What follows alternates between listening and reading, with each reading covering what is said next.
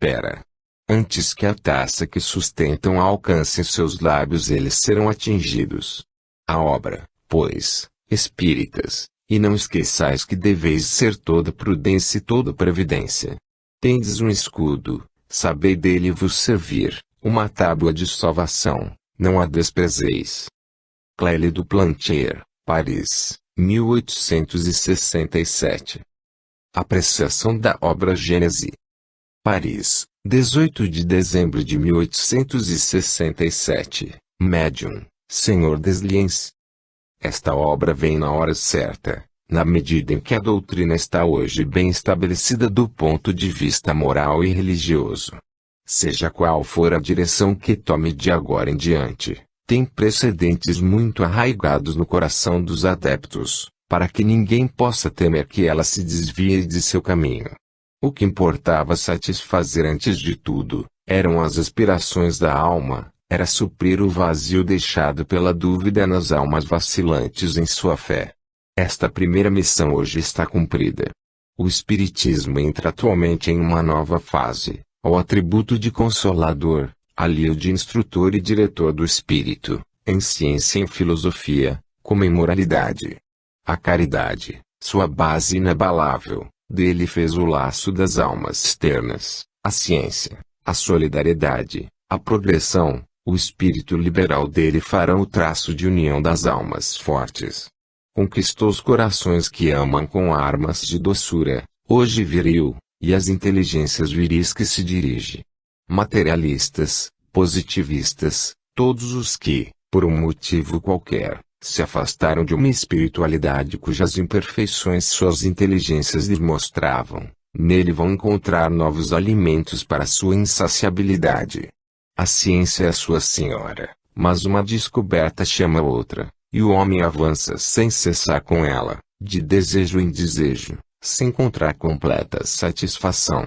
É que o espírito também tem suas necessidades, é que a alma mais ateísta tem aspirações secretas, inconfessadas, e que essas aspirações reclamam seu alimento. A religião, antagonista da ciência, respondia pelo mistério a todas as questões da filosofia céptica. Ela violava as leis da natureza e as adaptava à sua fantasia, para daí extrair uma explicação incoerente de seus ensinamentos. Vós, ao contrário, vos sacrificais à ciência, aceitais todos os seus ensinamentos sem exceção e lhe abris horizontes que ela supunha intransponíveis.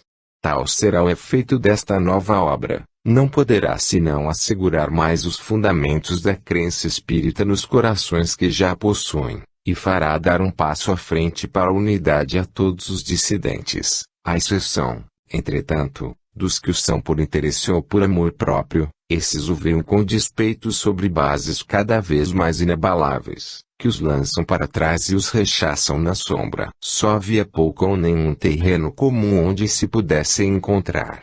Hoje, o materialismo vos acotovela por toda parte, porque estão no seu terreno, não estareis menos no vosso, e ele não poderá fazer outra coisa senão aprender a conhecer os hóspedes que lhe traz a filosofia espírita. É um instrumento de duplo efeito, uma sapa, uma mina que ainda derruba algumas ruínas do passado, uma colher de pedreiro que edifica para o futuro. A questão de origem que se prende à Gênese é para todos uma questão apaixonada. Um livro escrito sobre esta matéria deve, em consequência, interessar a todos os espíritos sérios. Por esse livro, como vos disse, o Espiritismo entra numa nova fase e esta preparará as vias da fase que mais tarde se abrirá, porque cada coisa deve vir a seu tempo. Antecipar o momento propício é tão prejudicial quanto deixá-lo escapar. São Luís. Ano 11, março de 1868, número 3. Ensaio teórico das curas instantâneas. De todos os fenômenos espíritas, um dos mais extraordinários é, sem contradita, o das curas instantâneas. Compreende-se as curas produzidas pela ação continuada de um bom fluido, mas se pergunta como esse fluido pode operar uma transformação súbita no organismo e, sobretudo, porque o indivíduo que possui essa faculdade não tem acesso sobre todos os que são atingidos pela mesma doença, admitindo que haja especialidades. A simpatia dos fluidos é uma razão, sem dúvida, mas que não satisfaz completamente, porque nada tem de positivo, nem de científico. Entretanto, as curas instantâneas são um fato, que não poderia ser posto em dúvida.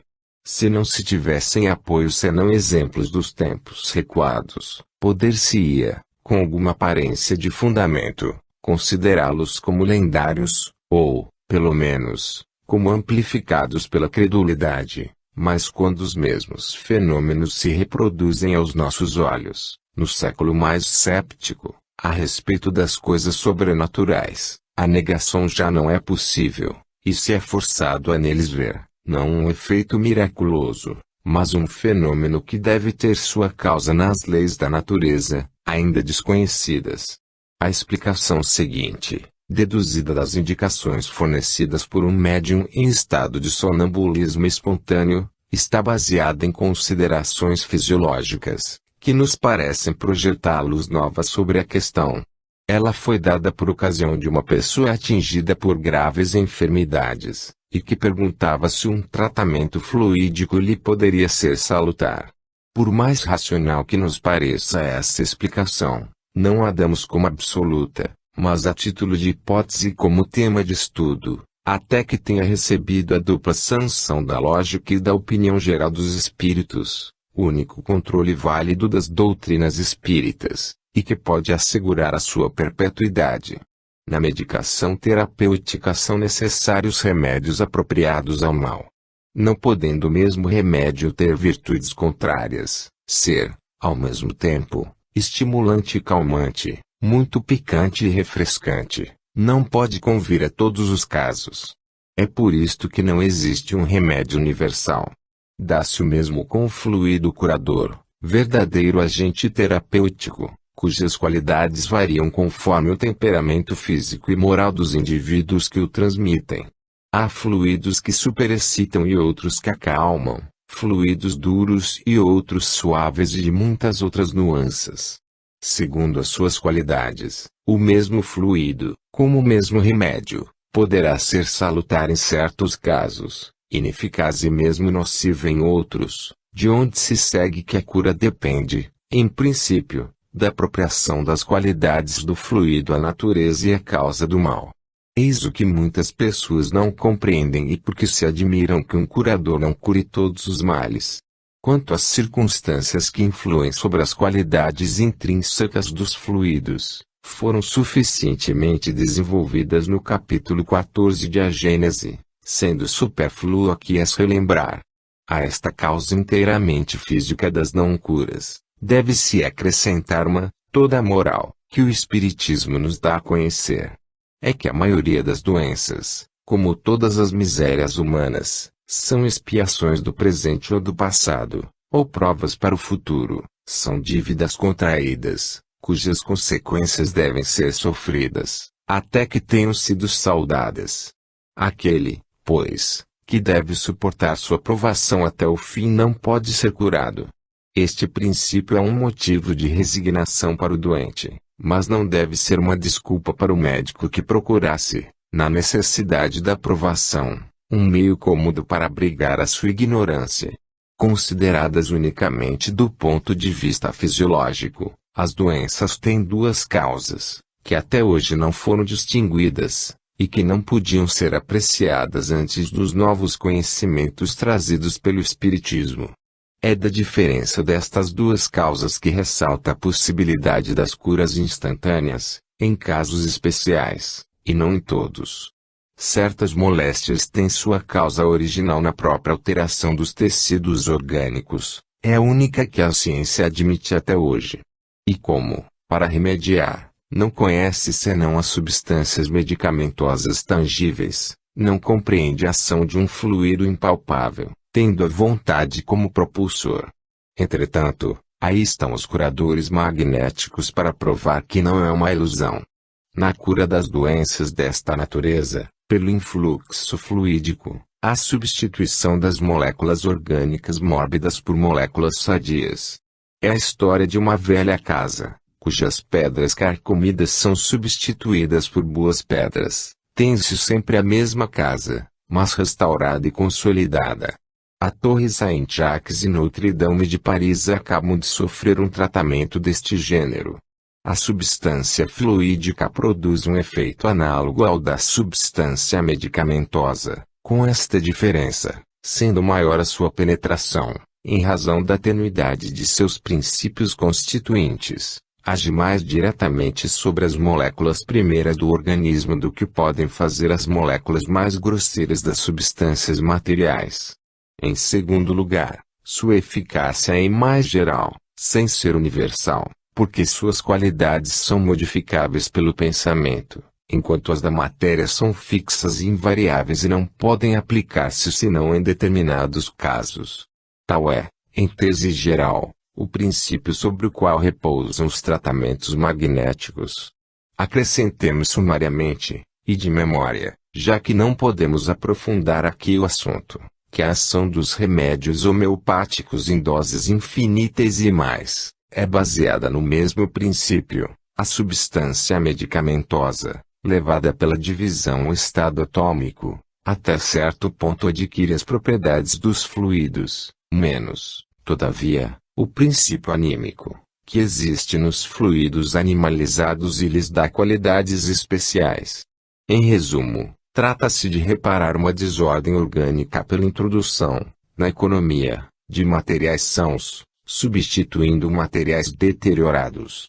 Esses materiais sãos podem ser fornecidos pelos medicamentos ordinários in natura, por esses mesmos medicamentos em estado de divisão homeopática, enfim, pelo fluido magnético, que não é senão matéria espiritualizada. São três modos de reparação, ou melhor, de introdução e de assimilação dos elementos reparadores. Todos os três estão igualmente na natureza, e têm sua utilidade, conforme os casos especiais, o que explica por que um tem êxito onde outro fracassa, porquanto seria parcialidade negar os serviços prestados pela medicina ordinária. Em nossa opinião, são três ramos da arte de curar, destinados a se suplementarem e a se completarem, conforme as circunstâncias, mas dos quais nenhum tem lastro para se julgar a panaceia universal do gênero humano. Cada um desses meios poderá, pois, ser eficaz, se empregado a propósito e adequado à especialidade do mal, mas, seja qual for, compreende-se que a substituição molecular, necessária ao restabelecimento do equilíbrio, não pode operar-se senão gradualmente, e não por encanto e por um golpe de batuta. Se possível, a cura só pode ser o resultado de uma ação contínua e perseverante, mais ou menos longa, conforme a gravidade dos casos. Entretanto, as curas instantâneas são fato, e como não podem ser mais miraculosas que as outras, é preciso que se realizem em circunstâncias especiais. O que o prova é que não se dão indistintamente para todas as doenças, nem para todos os indivíduos. É, pois, um fenômeno natural, cuja lei deve ser buscada. Ora, eis a explicação que se lhe dá. Para compreender, era preciso ter o ponto de comparação que acabamos de estabelecer. Certas afecções, mesmo muito graves e passadas ao estado crônico, não têm como causa primeira a alteração das moléculas orgânicas, mas a presença de um mau fluido que, a bem dizer, as desagrega, perturbando a sua economia. Sucede aqui como num relógio, em que todas as peças estão em bom estado, mas cujo movimento é parado ou desregulado pela poeira, nenhuma peça deve ser substituída aí. Contudo, ele não funciona. Para restabelecer a regularidade do movimento basta expurgar o relógio do obstáculo que o impedia de funcionar. Tal é o caso de grande número de doenças, cuja origem é devida aos fluidos perniciosos de que é penetrado o organismo. Para obter a cura, não são moléculas deterioradas que devem ser substituídas, mas um corpo estranho que se deve expulsar. Desaparecida a causa do mal, o equilíbrio se restabelece e as funções retomam seu curso. Concebe-se que em semelhantes casos os medicamentos terapêuticos, destinados, por sua natureza, agir sobre a matéria, não tenham eficácia sobre um agente fluídico. Por isso a medicina ordinária é impotente em todas as moléstias causadas por fluidos viciados, e elas são numerosas. A matéria pode se opor à matéria, mas a um fluido mau é preciso opor um fluido melhor e mais poderoso. A medicina terapêutica naturalmente falha contra os agentes fluídicos. Pela mesma razão, a medicina fluídica falha onde é preciso opor a matéria à matéria. A medicina homeopática nos parece ser o intermediário, o traço de união entre esses dois extremos, e deve particularmente triunfar nas afecções que poderiam chamar-se mistas. Seja qual for a pretensão de cada um destes sistemas à supremacia, o que há de positivo é que, cada um de seu lado, obtém incontestáveis sucessos, mas que, até o presente, nenhum justificou estar na posse exclusiva da verdade, donde se deve concluir que todos têm sua utilidade, e que o essencial é os aplicar adequadamente. Não temos que nos ocupar aqui dos casos em que o tratamento fluídico é aplicável, mas da causa pela qual esse tratamento pode, por vezes, ser instantâneo, ao passo que em outros casos exige uma ação continuada. Esta diferença se prende à própria natureza e à causa primeira do mal. Duas afecções que, aparentemente, apresentam sintomas idênticos, podem ter causas diferentes. Uma pode ser determinada pela alteração das moléculas orgânicas e, neste caso, é preciso reparar, substituir, como me disseram, as moléculas deterioradas por moléculas sadias, operação que só pode ser feita gradualmente. A outra, por infiltração, nos órgãos saudáveis, de um fluido mau, que lhe perturba as funções.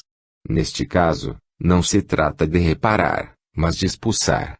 Esses dois casos requerem, no fluido curador, qualidades diferentes. No primeiro, é preciso um fluido mais suave que violento, sobretudo rico em princípios reparadores. No segundo, um fluido enérgico, mais adequado à expulsão do que à reparação. Segundo a qualidade desse fluido, a expulsão pode ser rápida e como por efeito de uma descarga elétrica. O doente, subitamente livre da causa estranha que o fazia sofrer, sente-se aliviado imediatamente, como acontece na extirpação de um dente estragado. Não estando mais obliterado, o órgão volta ao seu estado normal e retoma suas funções.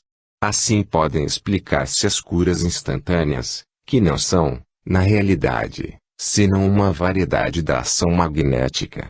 Como se vê, elas repousam sobre um princípio essencialmente fisiológico e nada tem de mais miraculoso que os outros fenômenos espíritas. Compreende-se desde logo porque essas espécies de cura não são aplicáveis a todas as doenças. Sua obtenção se deve, ao mesmo tempo, à causa primeira do mal, que não é a mesma em todos os indivíduos, e às qualidades especiais do fluido que se lhe opõe.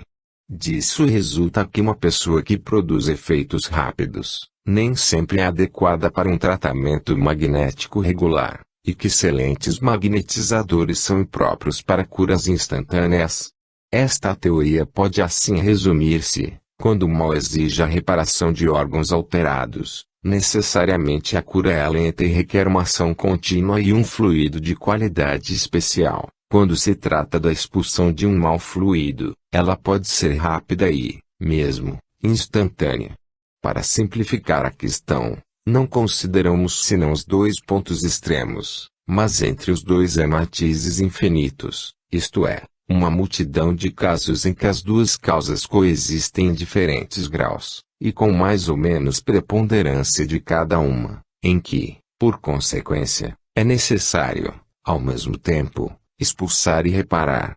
Conforme aquela das duas causas do que predomina, a cura é mais ou menos lenta. Se for a do mau fluido, após a expulsão é preciso a reparação. Se for a desordem orgânica, após a reparação é necessária a expulsão.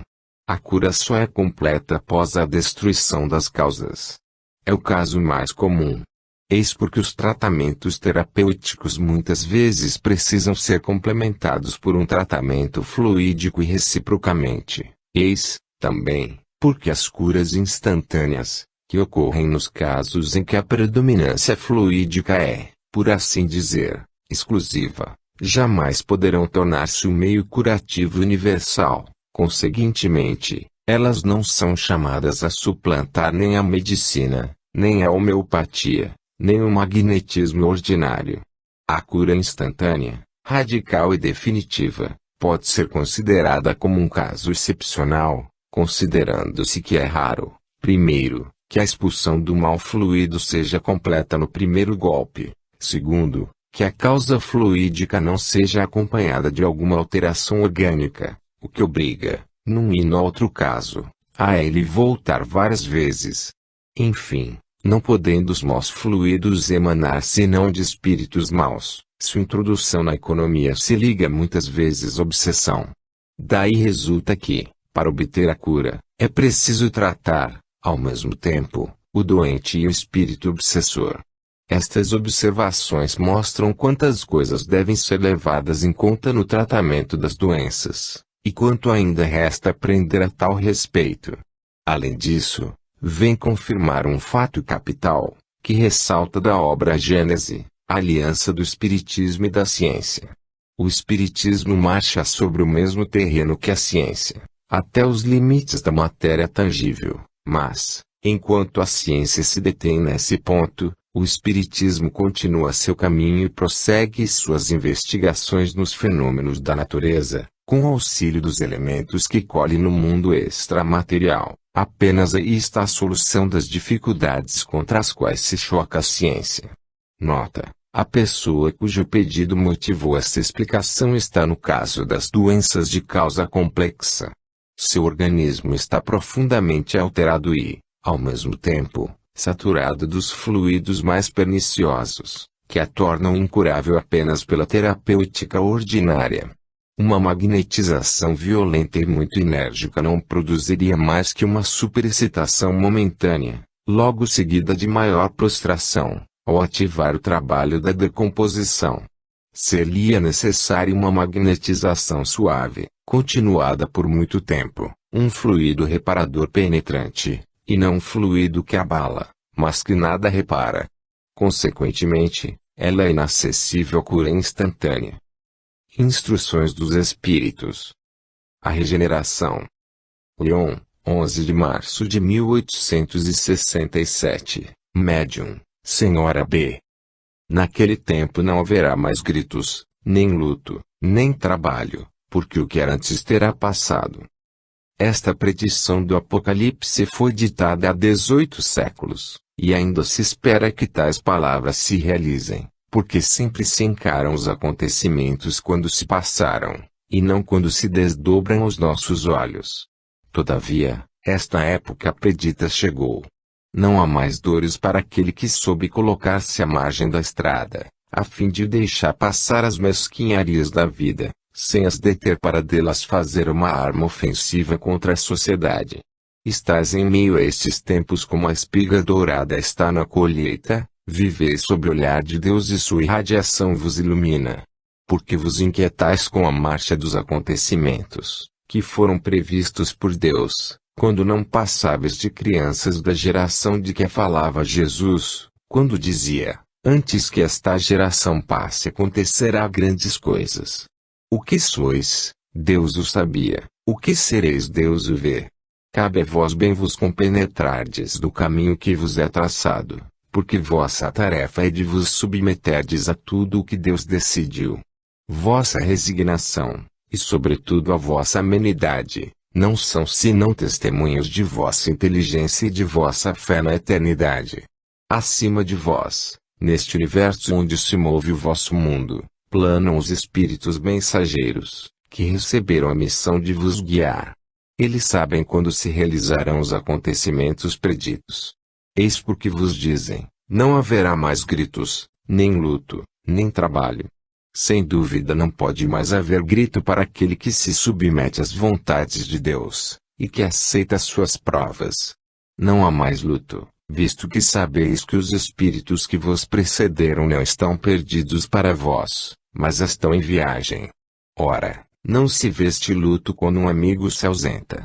o próprio trabalho se torna um favor, pois se sabe que é um concurso à obra harmônica que Deus dirige. Então, executa-se a sua parte de trabalho com a solicitude do escultor que se põe a polir a sua estátua. É uma recompensa infinita que Deus vos concede. Entretanto, ainda encontrareis entraves em vossas tentativas para chegar ao melhoramento social. É que jamais se chega ao resultado sem que a luta venha afirmar os seus esforços. O artista é obrigado a vencer os obstáculos que se opõem à irradiação de seu pensamento. Não se torna vitorioso senão quando soube elevar-se acima das privações e dos vapores brumosos que envolvem seu gênio, ao nascer. A ideia que surge foi semeada pelos Espíritos quando Deus lhe disse: "Ide instruir as nações, ide espalhai a luz." Essa ideia, que cresceu com a rapidez de uma inundação, naturalmente deve ter encontrado contraditores, opositores e incrédulos. Ela não seria a fonte da vida, se tivesse sucumbido sob as zombarias que a acolheram em seu começo. Mas o próprio Deus guiava este pensamento através da imensidade. Ele a fecundava na terra e ninguém a destruirá. Seria inútil que procurassem extirpar suas raízes, trabalhariam em vão para aniquilá-la nos corações. As crianças trazem-na ao nascer, e dir-se-ia que um sopro de Deus a incrusta em seu berço. Como outrora a estrela do Oriente iluminava os que vinham perante Jesus, trazendo ele mesmo a ideia regeneradora do cristianismo. Bem vedes, pois, que esta geração não passará sem que aconteçam grandes coisas, pois que com a ideia, a fé se eleva e a esperança irradia. Coragem! O que foi predito pelo Cristo deve realizar-se. Nestes tempos de aspiração à verdade, a luz que ilumina todo homem que vem a este mundo brilha de novo sobre vós. Perseverai na luta, sede firmes e desconfiai das armadilhas que vos estendem. Permanecei ligados a essa bandeira em que inscrevestes. Fora da caridade não há salvação. E depois esperai, porque aquele que recebeu a missão de vos regenerar volta. E ele disse: Bem-aventurados os que conhecerem meu nome de novo. Um Espírito. Ano 11, abril de 1868, número 4. Dissertação Espírita. Instrução das Mulheres. Joinville, Alt-Marne, 10 de março de 1868, Médium, Senhora P. Neste momento a instrução da mulher é uma das mais graves questões, porque não contribuirá pouco para realizar as grandes ideias de liberdade, que dormitam nos fundos dos corações. Honra os homens corajosos do que tomaram a sua iniciativa. Eles podem, de antemão, estar certos do sucesso de seus trabalhos. Sim, soa a hora da libertação da mulher. Ela quer ser livre e para isto deve libertar a sua inteligência dos erros e dos preconceitos do passado. É pelo estudo que ela largará o círculo de seus conhecimentos estreitos e mesquinhos. Livre, ela fundará a sua religião sobre a moral, que é de todos os tempos e de todos os países.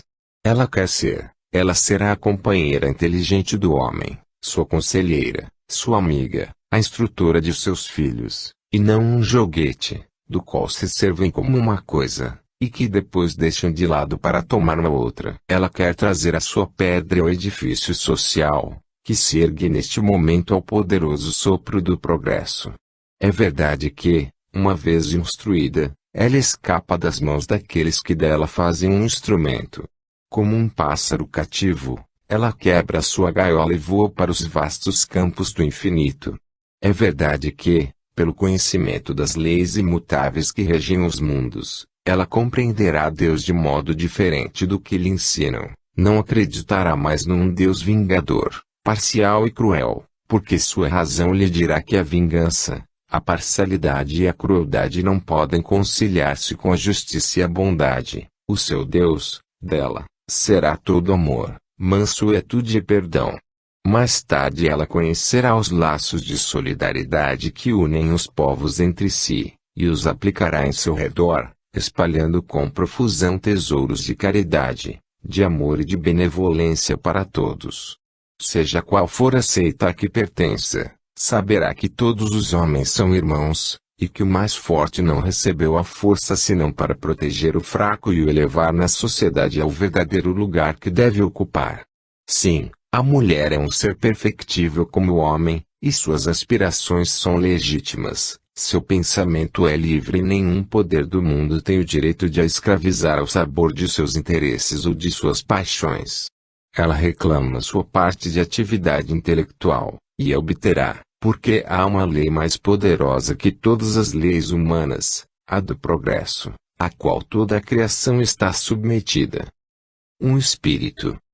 Observação: temos dito e repetido muitas vezes, a emancipação da mulher será consequência da difusão do espiritismo, porque ele funda os seus direitos, não numa ideia filosófica generosa, mas sobre a própria identidade do espírito.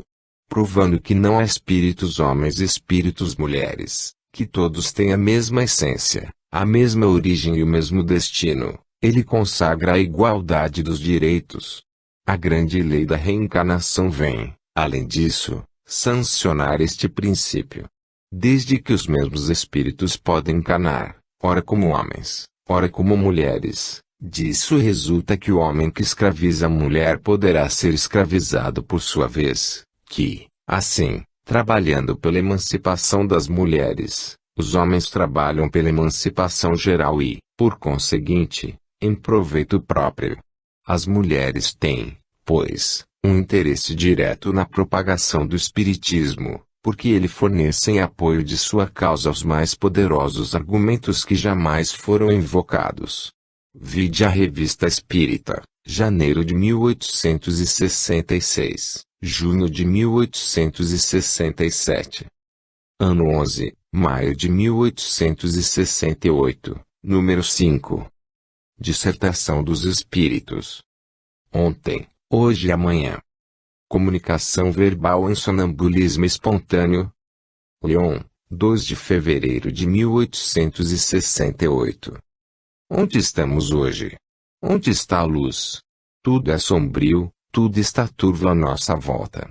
Ontem era o passado, amanhã é o futuro, hoje é o presente.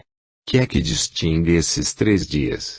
Viveu-se ontem, vive-se ainda hoje, viver-se é amanhã, e sempre no mesmo círculo. De onde sai, então, esta humanidade e para onde vai ela? Mistério que só será esclarecido amanhã. Moisés é o tempo passado, o Cristo, o tempo presente. O Messias a vir, que é o amanhã, ainda não apareceu. Moisés tinha que combater a idolatria, o Cristo, os fariseus. O Messias a vir terá também os seus adversários, a incredulidade, o cepticismo, o materialismo, o ateísmo e todos os vícios que acabrunham o gênero humano. 3 épocas que marcam o progresso da humanidade, parênteses filiais que se sucedem um ao outro. Ontem era Moisés. Hoje é o Cristo e amanhã será o novo Messias. Digo que é o Cristo hoje, porque a sua palavra, a sua doutrina, a sua caridade, todos os seus sublimes ensinamentos que devem espalhar-se por toda parte, porque, vós mesmos o vedes, a humanidade não progrediu muito. Apenas 18 séculos nos separam do Cristo, 18 séculos de trevas, de tirania, de orgulho e de ambição. Apropriai-vos do passado, do presente, amanhã contemplareis o vosso futuro. Idólatras do passado, fariseus do presente, adversários de amanhã, a luz brilha para todos os povos, para todos os mundos, para todos os indivíduos, e não quereis vê-la. Criatura, tu desanimas hoje, que é o presente, esperas a realização dos prodígios anunciados, verás que se realizam. Logo toda a terra tremerá. O século XX ofuscará o brilho dos séculos precedentes, porque verá a realização do que foi predito. O Messias que deve presidir ao grande movimento regenerador da terra já nasceu, mas ainda não revelou sua missão, e não nos é permitido dizer nem o seu nome, nem o país onde habita. Ele se anunciará por suas obras e os homens tremerão a sua voz potente, porque o número dos justos ainda é muito pequeno. Ligai-vos à matéria, homens egoístas e ambiciosos, que não viveis senão para satisfazer as vossas paixões e os vossos desejos mundanos. O tempo é curto para vós, agarrai-o, enlaçai-o, porque ontem é passado, hoje se põe e logo será amanhã. Aí, fariseu do presente, tu esperas sempre que rebombe o trovão, tu não te espantarás diante do relâmpago precursor que vem deslumbrar os teus olhos.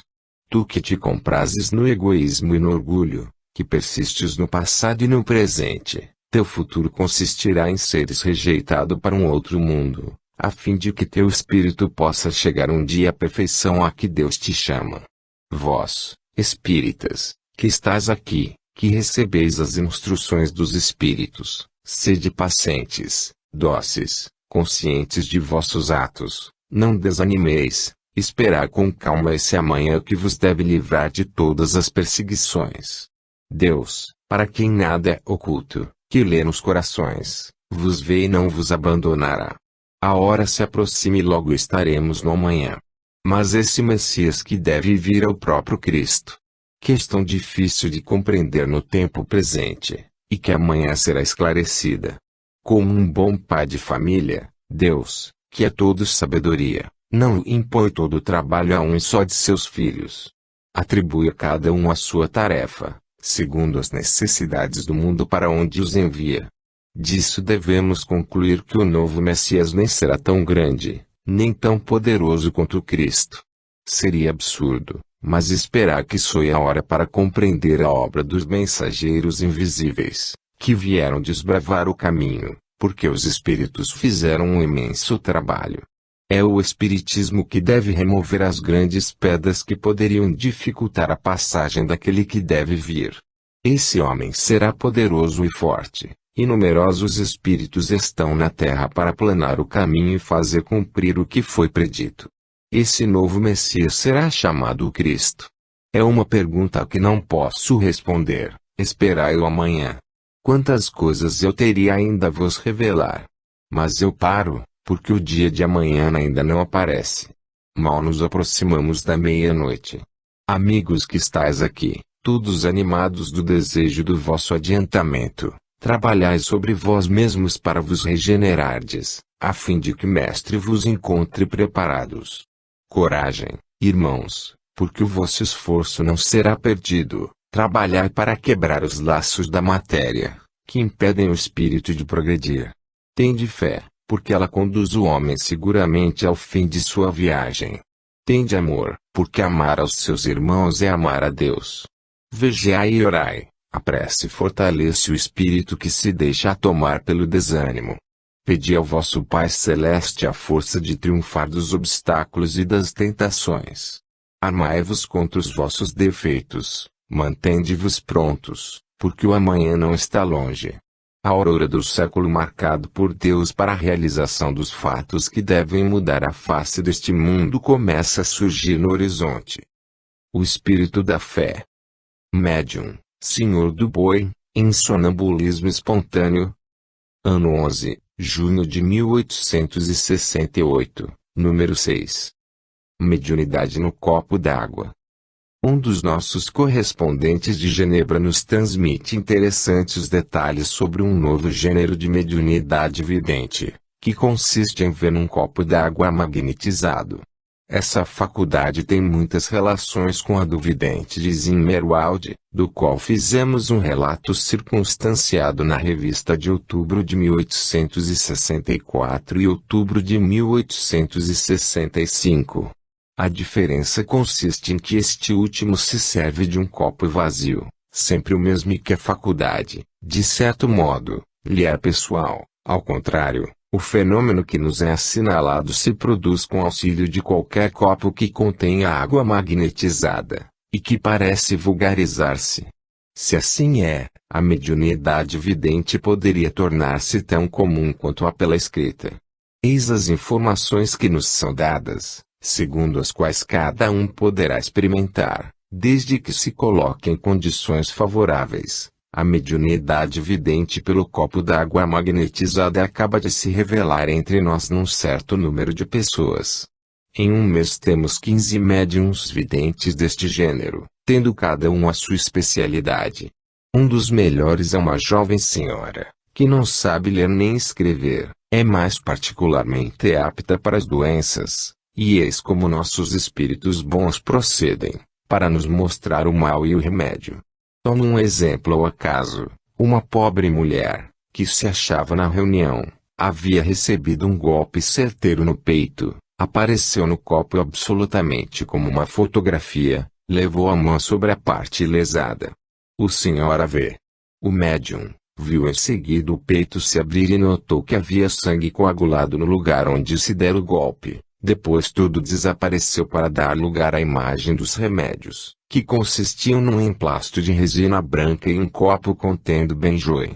Esta mulher ficou perfeitamente curada depois de ter seguido o tratamento. Quando se trata de um obsedado, o médium vê os espíritos maus que o atormentam. A seguir aparecem, como remédio, o espírito simbolizando a prece, e duas mãos que magnetizam. Temos um outro médium, cuja especialidade é ver os espíritos. Pobres espíritos sofredores muitas vezes nos têm apresentado, por seu intermédio, cenas comovedoras, para nos fazer compreender as suas angústias. Um dia evocamos o espírito de um indivíduo que se afogara voluntariamente, apareceu na água turva, não se lhe via senão a parte posterior da cabeça e os cabelos semi-mergulhados na água. Durante 2 sessões foi-nos impossível ver-lhe o rosto. Fizemos a prece pelos suicidas. No dia seguinte o médium viu a cabeça fora d'água, sendo possível reconhecer os traços de um parente de uma das pessoas da sociedade. Continuamos nossas preces e, embora o rosto ainda exibisse uma expressão de sofrimento, parecia retomar a vida. Desde algum tempo vinham se produzindo ruídos semelhantes aos de Poitiers, em casa de uma senhora que reside nos subúrbios de Genebra, e que causavam grande agitação em toda a casa. Essa senhora, que não conhecia absolutamente o espiritismo, dele tendo ouvido falar, veio nos ver com seu irmão, pedindo para assistir às nossas sessões. Nenhum dos nossos médiums os conhecia. Um deles viu em seu copo uma casa, no interior da qual um espírito mau punha tudo em desordem, remexia os móveis e quebrava as louças. Pela descrição feita, aquela senhora reconheceu a mulher de seu jardineiro, muito má em vida, e que lhe tinha prejudicado bastante. Dirigimos ao espírito algumas palavras benevolentes, para o trazer a melhores sentimentos, e à medida que lhe falávamos, seu rosto adquiria uma expressão mais doce. No dia seguinte, fomos à casa daquela dama e à noite foi completado o trabalho da véspera. Os ruídos cessaram quase completamente, desde a partida da cozinheira que, parece, servia de médium inconsciente àquele espírito. Como tudo tem sua razão de ser e sua utilidade, penso que tais ruídos tinham por objetivo levar aquela família ao conhecimento do espiritismo. Eis agora o que nossas observações nos ensinaram quanto à maneira de operar. É preciso um copo liso, bem uniforme no fundo, enchendo de água até a metade, magnetizando-a pelos processos ordinários, isto é, pela imposição das mãos e, sobretudo, pela extremidade dos dedos, na boca do copo, auxiliada pela ação contínua do olhar e do pensamento. A duração da magnetização é de cerca de 10 minutos na primeira vez, mais tarde bastam 5 minutos. A mesma pessoa pode magnetizar vários copos ao mesmo tempo. O médium vidente, ou aquele que quer experimentar, não deve magnetizar o seu próprio copo, pois consumiria o fluido que lhe é necessário para ver. Para a magnetização é preciso um médium especial, havendo, para isto, os dotados de um poder mais ou menos grande. A ação magnética não produz na água qualquer fenômeno que indique a sua saturação. Feito isto, cada experimentador coloca o copo à sua frente e olha durante 20 ou 30 minutos no máximo, algumas vezes menos, conforme a aptidão. Esse tempo só é necessário nas primeiras tentativas, quando a faculdade está desenvolvida, bastam alguns minutos. Durante esse tempo, uma pessoa faz a prece para chamar o concurso dos espíritos bons. Os que são aptos a ver distinguem, de início, no fundo do copo, uma espécie de pequena nuvem, é um indício certo de que verão. Pouco a pouco essa nuvem toma uma forma mais acentuada, e a imagem se desenha à vista do médium. Entre-se os médiums podem ver nos copos uns dos outros, mas não as pessoas que não sejam dotadas desta faculdade. Algumas vezes parte do assunto aparece num copo e a outra parte em outro, para as doenças, por exemplo, um verá o mal e outro o remédio. Outras vezes dois médiums verão simultaneamente, cada um em seu copo, a imagem da mesma pessoa, mas geralmente em condições diferentes. Muitas vezes a imagem se transforma, muda de aspecto, depois desaparece. Em geral ela é bastante espontânea, o médium deve esperar e dizer o que vê. Mas também pode ser provocada por uma evocação. Ultimamente fui ver uma senhora que tem uma jovem operária de 18 anos e que jamais ouvira falar do espiritismo. A senhora pediu-me que lhe magnetizasse um copo d'água. A moça olhou cerca de um quarto de hora, e disse, vejo um braço, disse-a que é o de minha mãe, vejo a manga de seu vestido, levantada, como era seu costume. Essa mãe, que conhecia a sensibilidade da filha, sem dúvida não quis mostrar-se subitamente para lhe evitar uma impressão muito grande. Então pedi àquele espírito, se fosse o da mãe do médium, que se desse a conhecer. O braço desapareceu e o espírito se apresentou do tamanho de uma fotografia, mas virado de costas. Era ainda uma precaução para preparar a filha para ver. Esta reconheceu o seu gorro, um fichu, as cores e os desenhos de seu vestido. Vivamente emocionada, dirigiu-lhe as mais ternas palavras, pedindo-lhe que deixasse ver o seu rosto. Eu mesmo lhe pedi que atendesse ao desejo de sua filha. Então ela se apagou, deu-se a perturbação e o rosto apareceu. A jovem chorou de reconhecimento, agradecendo a Deus a dádiva que ele acabava de lhe conceder. A própria senhora desejava muito ver. No dia seguinte fizemos uma sessão em sua casa, que foi cheia de bons ensinamentos. Depois de ter olhado inutilmente no copo cerca de meia hora, disse ela, meu Deus! Se ao menos eu pudesse ver o diabo no copo, ficaria contente. Mas Deus não lhe concedeu esta satisfação. Os incrédulos não deixarão de acreditar esses fenômenos à conta da imaginação. Mas os fatos aí estão para provar que, numa porção de casos, a imaginação aí não entra absolutamente. Primeiro, nem todo mundo vê, por mais desejo que tenha. Eu mesmo muitas vezes fiquei com o espírito superexcitado com este objetivo, sem jamais obter o menor resultado. A senhora de quem acabo de falar, malgrado seu desejo de ver o diabo, após meia hora de espera e de concentração, nada viu. A jovem não pensava em sua mãe quando esta lhe apareceu, e, depois, todas essas precauções para não se mostrar senão gradualmente atestam uma combinação, uma vontade estranha, nas quais a imaginação do médium não podia de modo algum participar. Para ter uma prova ainda mais positiva, fiz a seguinte experiência. Tendo ido passar alguns dias no campo, algumas léguas de Genebra, havia, na família onde me encontrava, várias crianças. Como fizessem muito barulho, propus-lhe, para as ocupar, um jogo mais tranquilo.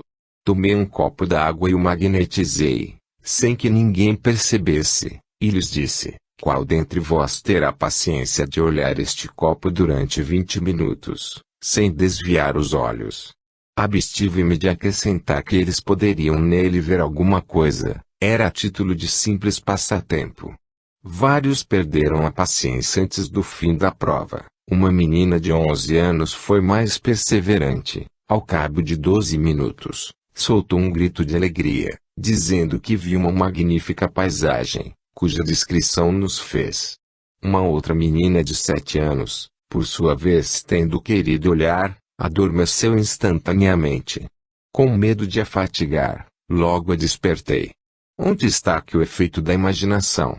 Esta faculdade pode, pois, ser ensaiada numa reunião de pessoas, mas aconselho que, nas primeiras reuniões, não sejam admitidas pessoas hostis. Sendo necessários a calma e o recolhimento, a faculdade não se desenvolverá senão mais facilmente, quando formada, e menos susceptível de ser perturbada. O médium só vê com os olhos abertos, quando os fecha, está na escuridão. Pelo menos é o que notamos, e isto denota uma variedade na mediunidade evidente. O médium não fecha os olhos senão para repousar, o que lhe acontece 2 ou 3 vezes por sessão. Vê tão bem de dia quanto de noite, mas à noite é preciso luz.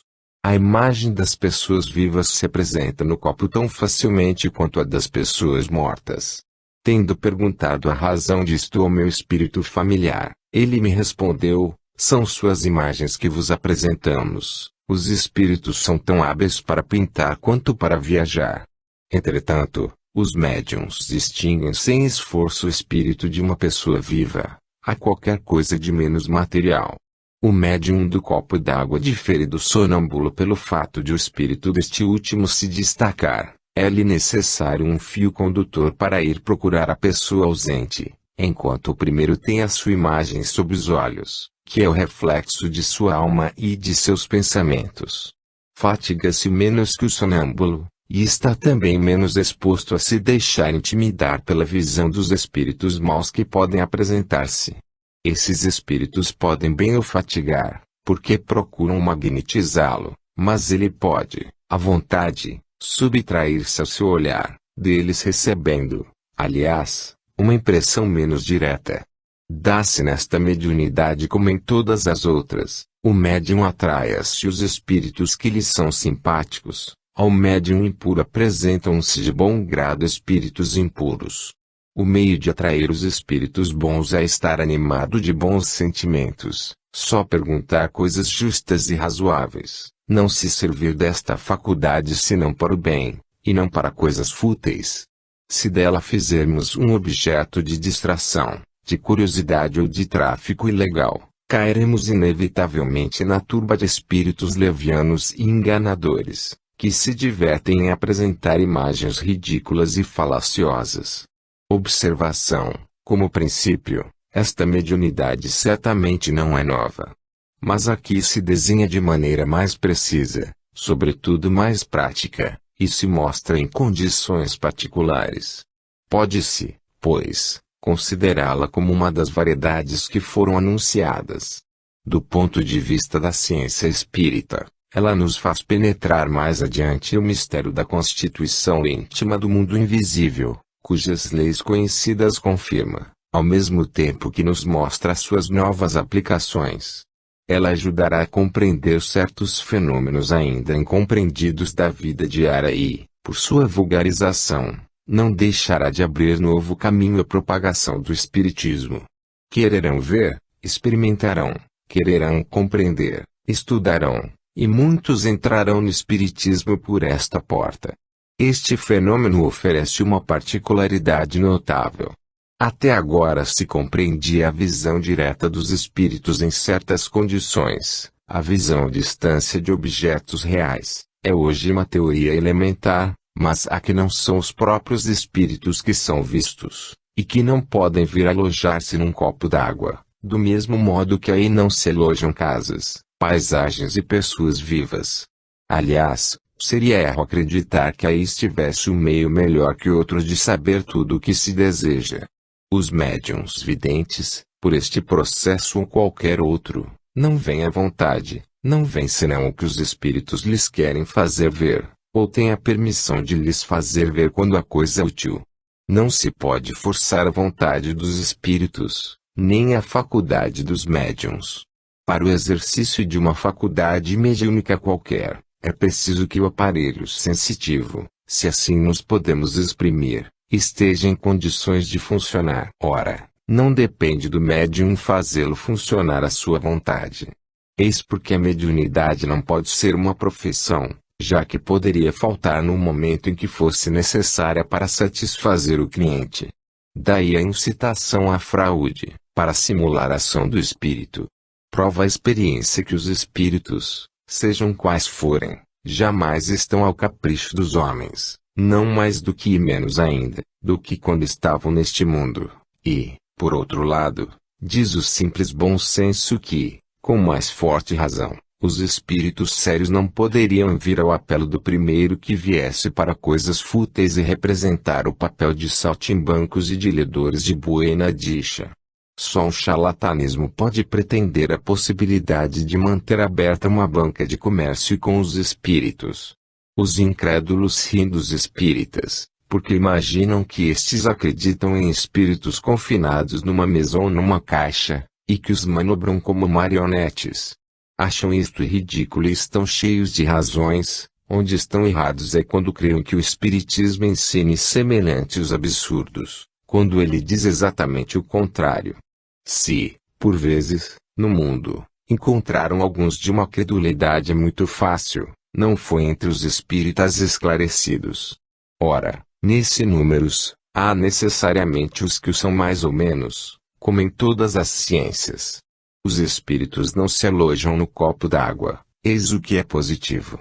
Que há, pois, no copo, uma imagem, e não outra coisa, imagem tirada da natureza, daí porque muitas vezes é exata.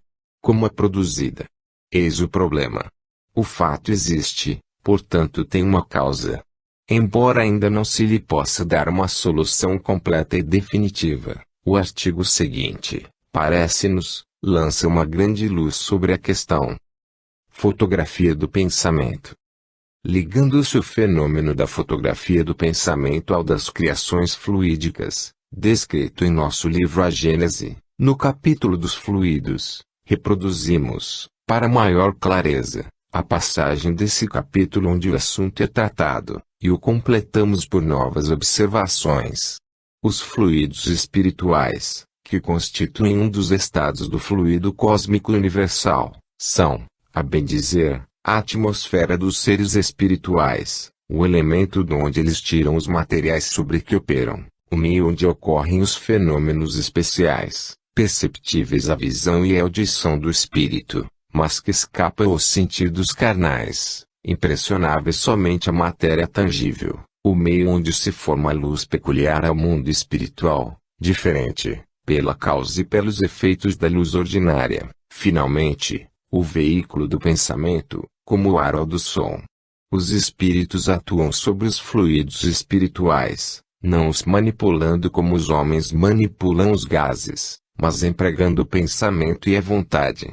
Para os espíritos, o pensamento e a vontade são que amam para o homem. Pelo pensamento, eles imprimem aqueles fluidos tal ou qual direção, os aglomeram, combinam ou dispersam, organizam com eles conjuntos que apresentam uma aparência, uma forma, uma coloração determinadas, mudam-lhes as propriedades, como um químico muda dos gases ou de outros corpos, combinando-os segundo certas leis. É a grande oficina ou laboratório da vida espiritual. Algumas vezes, essas transformações resultam de uma intenção, doutras, são produto de um pensamento inconsciente. Basta que o espírito pense uma coisa, para que esta se produza, como basta que modele uma área, para que esta repercuta na atmosfera. É assim, por exemplo, que um espírito se faz visível a um encarnado que possua a vista psíquica, sob as aparências que tinha quando vivo na época em que o segundo o conheceu, embora haja ele tido, depois dessa época, muitas encarnações. Apresenta-se com o vestuário, os sinais exteriores, enfermidades, cicatrizes, membros amputados, etc. Que tinha então. Um decapitado se apresentará sem a cabeça. Não quer isso dizer que haja conservado essas aparências, certo que não, porquanto, como espírito, ele não é coxo, nem maneta, nem zarolho, nem decapitado. O que se dá é que, retrocedendo o seu pensamento à época em que tinha tais defeitos, seu perispírito lhes toma instantaneamente as aparências, que deixam de existir logo que o mesmo pensamento cessa de agir naquele sentido. Se, pois, de uma vez ele foi negro e branco de outra, apresentar-se-á como branco ou negro, conforme a encarnação a que se refira a sua evocação e a que se transporte o seu pensamento. Por análogo efeito, o pensamento do espírito cria fluidicamente os objetos que ele esteja habituado a usar. Um avarento manuseará o ouro, um militar trará suas armas e seu uniforme, um fumante o seu cachimbo, um lavrador a sua charrua e seus bois, uma mulher velha a sua aroca. Para o espírito, que é, também ele, fluídico, esses objetos fluídicos são tão reais